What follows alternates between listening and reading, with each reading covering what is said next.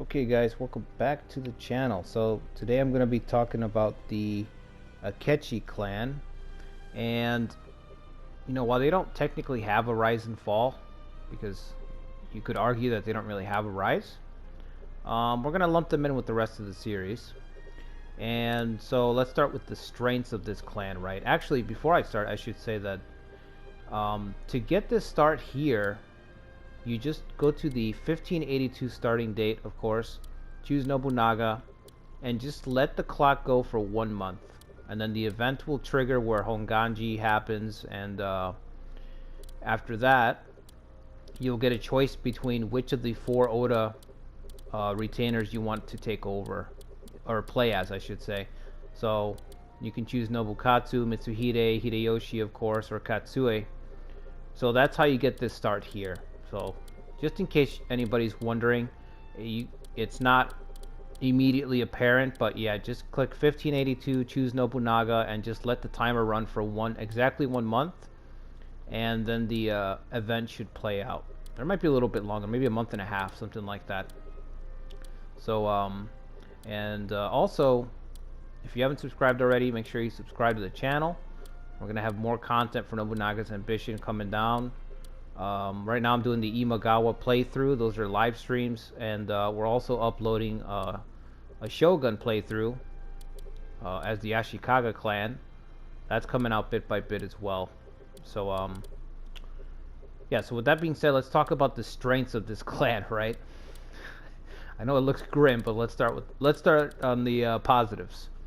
So the officer corps for this clan is not bad. Could be better, of course, but it's not bad. And of course, we got to start with the daimyo himself, the man of controversies, the mysterious man, you could say, since so much of his history shrouded. Mitsuhide. So stats are amazing, of course.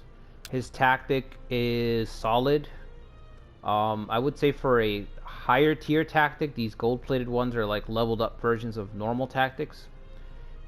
My only complaint is that from what I've seen, it does take a little bit longer to charge than other gold-plated tactics. So I don't know if it's just me, but every time that I've fought Mitsuhide across the battlefield, which is quite a bit, I've noticed that his tactics just actually every time that I've used them, I should say, not fought him, used them, it just takes a long time for it to charge. It charges very slowly, but once it goes off, I mean, it hits really strong. Increasing your attack is great, and of course decreasing the enemy's defense. It's just, you're doubling up on both effects, really. 100 poems is highly underrated, I would say. It doesn't seem very strong at first, but it's insanely strong.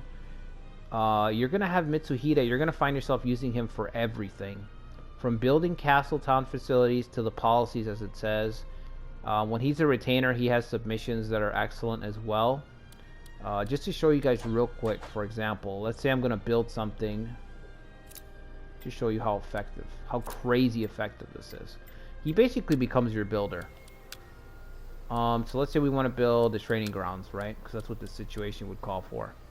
47 days, 52 days, normal retainer, 47 days. Mitsuhide takes 22 days to build something, to build the training grounds, to build it together. Because of 100 poems, shortens the term on it. He can put stuff together very, very quickly, and the same goes for policies, right? So don't sleep on that ability that he has himself, because it's very strong to be able to speed up how everything builds. Being able to outbuild the AI in this game is really important. If you haven't seen my Imagawa live stream, the reason that I was able to get off the ground and even have a shot in the arm at that run was because of my focus on building right from the onset. I had like I think that first live stream, I was really fixated on the training grounds, the crops, and maximizing the efficiency as much as possible. So 100 poems lets you do that, lets you be just incredibly efficient. And of course, he has, the focus on musket power, which a couple of these officers do that. Now, outside of Mitsuhide, you really only have less than a handful, is what I want to say. You have Toshimitsu Saito, who is pretty solid as well. 79 leadership, 75 valor. It's nice.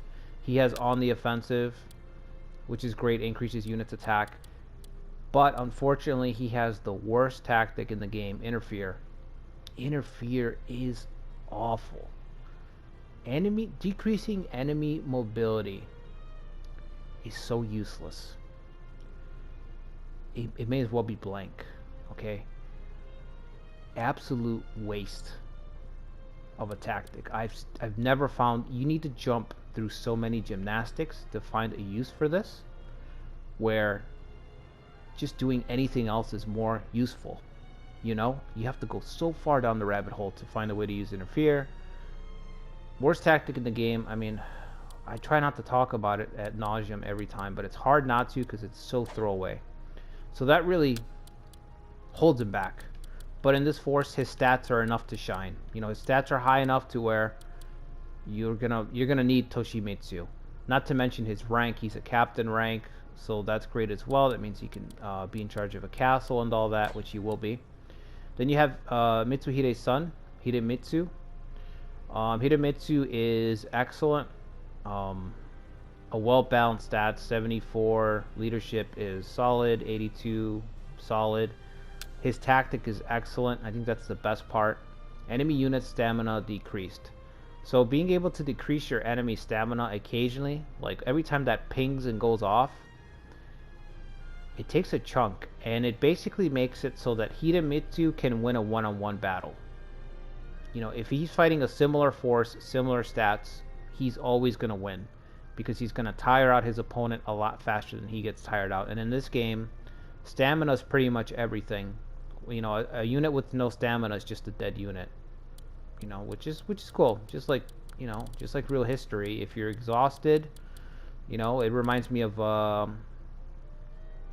the Third Crusade. That's what Saladin did. The Crusaders were so tired, it was an easy victory for them because they were so worn out in their heavy armor in the desert. And they couldn't fight effectively. So being able to lower unit stamina that much faster and render them ineffective is excellent. So really, Hidemitsu is probably the best one outside of Mitsuhide.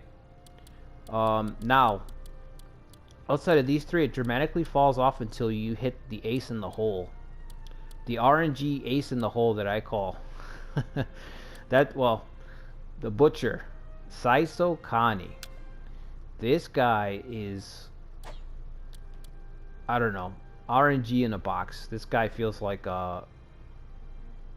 he's just so much fun to use. So I discovered him in my Azai playthrough, and apparently he's in Mitsuhide's force at this time, which is excellent. Now looking at his stats, he doesn't jump out at you exactly. 56 leadership hurts really badly because this guy is all or nothing. He's going to take a ton of damage, and he's going to deal a ton of damage, which means he has no sustain. So you have to find good uses for him. He's not going to be able to sustain long in the battlefield before he has to withdraw. But he's worth it. Why is that? Because of this trait, Decapitator. This trait, I think he's the only one who has it. It imparts a high chance of injuring the unit leader when defeating units, and also killing them. So it's not just injuries, it's also, as the name says, Decapitator. Saiso Kani can kill 2 to 3 officers in every battle if you use him properly. Okay, he is the ultimate, in my opinion, RNG unit in this game. He can injure officers. It doesn't matter, their fame doesn't matter. He can injure officers, kill officers. He's just inflicting maximum damage. And all his traits kind of help him with that. So his tactic cheer increases his attack, which is his best stat, 85 valor. So that'll increase his attack, and he also has on the offensive, which increases the unit's attack even further. So he's just focused on dealing, huge hits.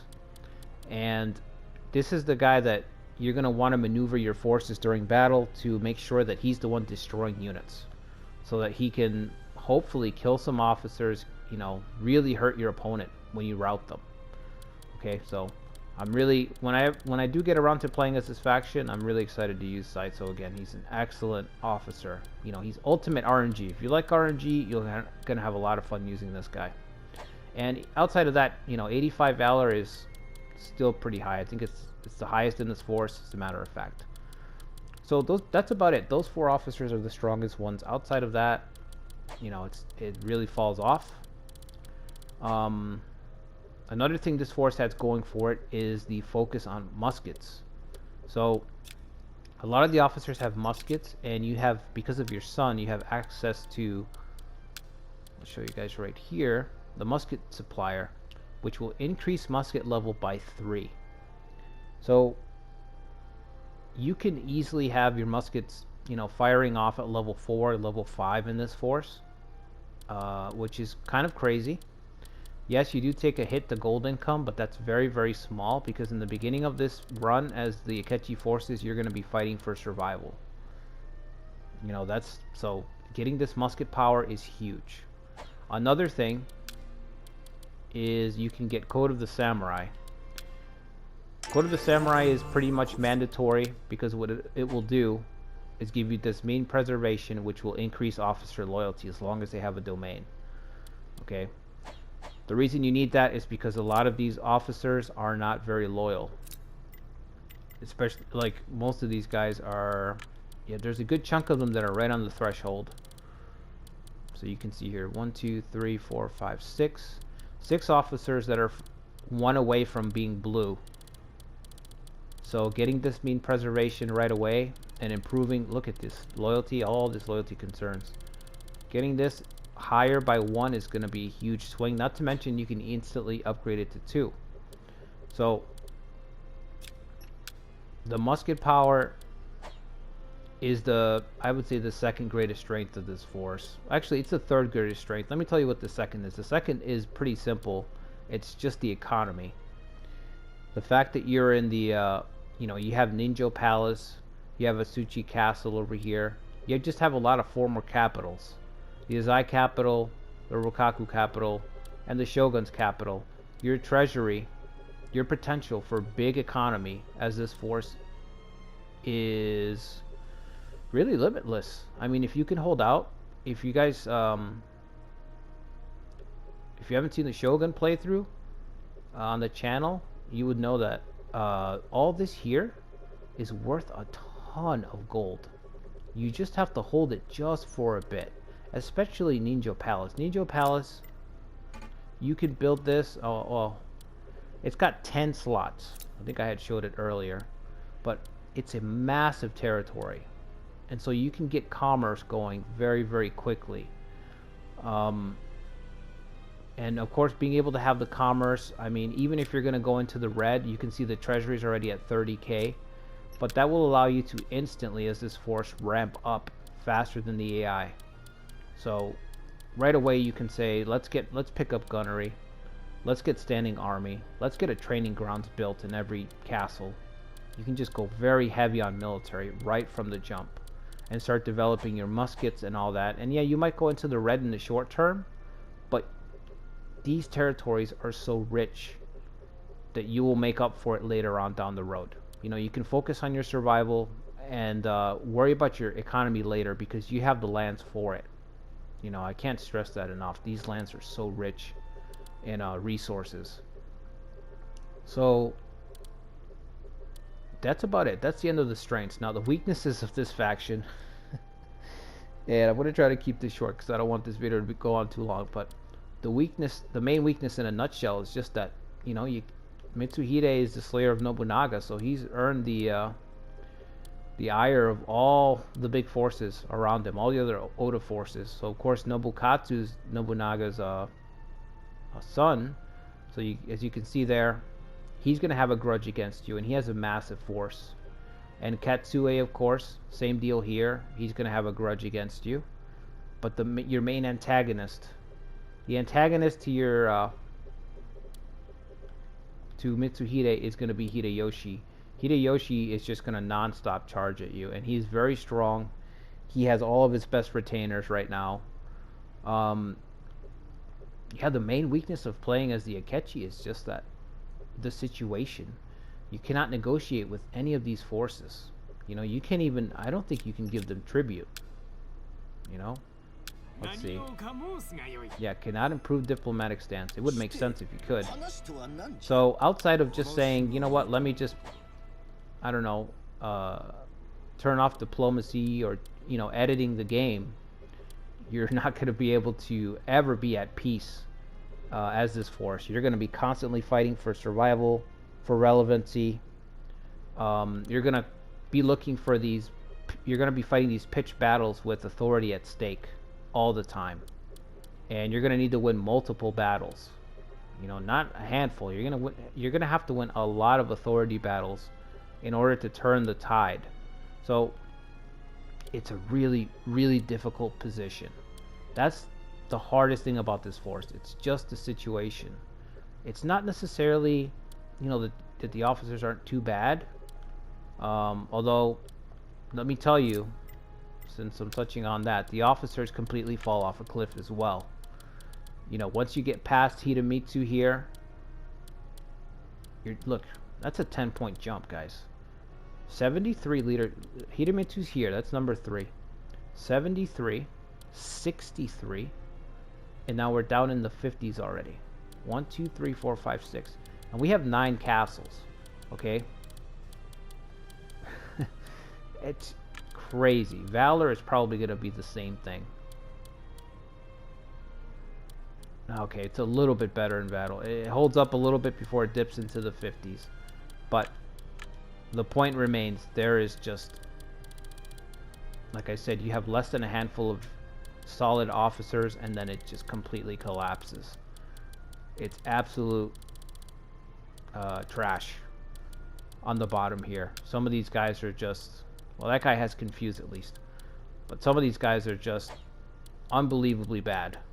So you house some of the worst officers probably in the game, if I'm being honest. I mean, look at these. Look at this. I mean, I can't even see the blue in there. I can barely see it. It's like a little dot. So the officer corps falls off, and you know, I hate to bring this up, but Mitsuhide, if you're playing this just to play as Mitsuhide for a bit, that's all you're going to do is play as Mitsuhide for a bit, because he's already at 55, which is, you know, when he dies at 55. So in Nobunaga's ambition, in this game at least, once you keep aging past your death age, the game, it's just a roll of the dice to whether you're going to get sick, whether you're sick or not, and whether you're going to kick the bucket. So you might not have Mitsuhide for much longer, after the first year. And you guys know that time flies in this game. You're going to be doing so much. So you can't even rely on having Mitsuhide for much longer, if at all, you know, past the year. He could be sick most of the time. If he doesn't die outright, he could just be sick most of the time, and that's going to hurt. In fact, I would recommend anybody who's playing this to just change Mitsuhide's age, his time of death, and just change it, maybe add 5 years to it, you know. Put it at 60, 62, I don't know. So at least you can enjoy using him for a little while before his talents are robbed by illness and all that, you know. Because if you lose Mitsuhide,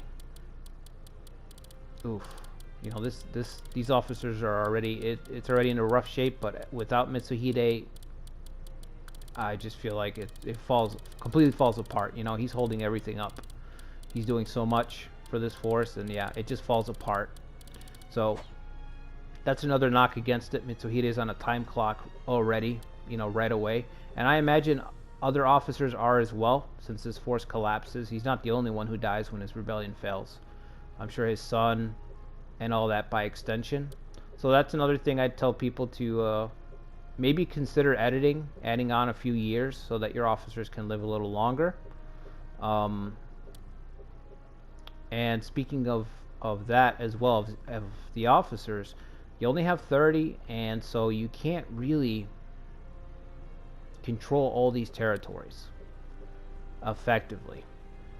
If you spread them out, there's 9 of them, right? And you have 30, so that means you can get about 3 to 4 officers in each.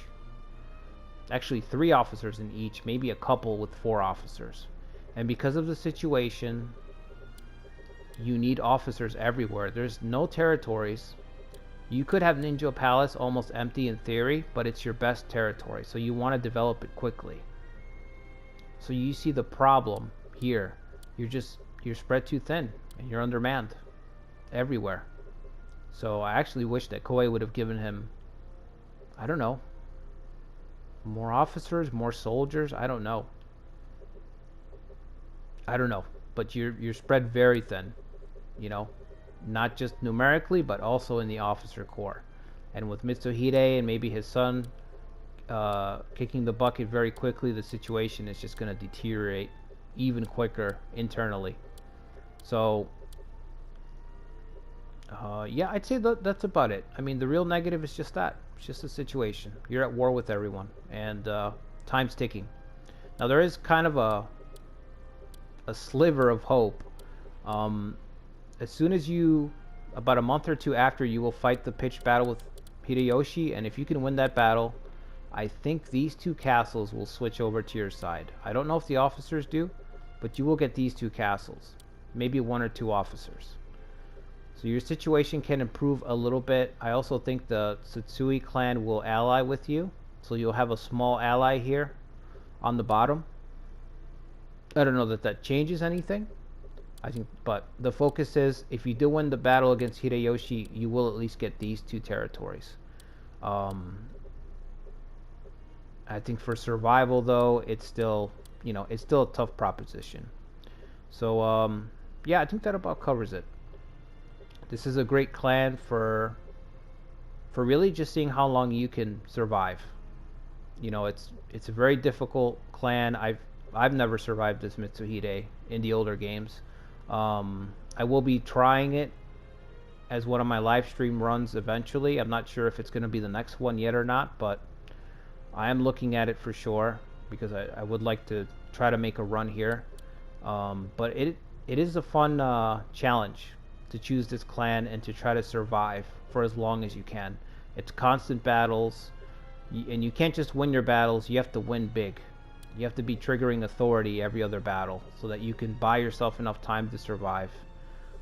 That's my guess anyway. But yeah, that's going to be it for the Akechi clan. I hope you guys enjoyed the video. Make sure you guys subscribe to the channel, leave me a like, and let me know what you guys think of this clan. If anybody's made a run, I'd be real curious to know how long they made it, and what ultimately led to their collapse. Was it the Hashiba? Was it the Oda? Or was it even Katsue coming in at the end when you have nothing left? So yeah, I'll catch you guys on the next one.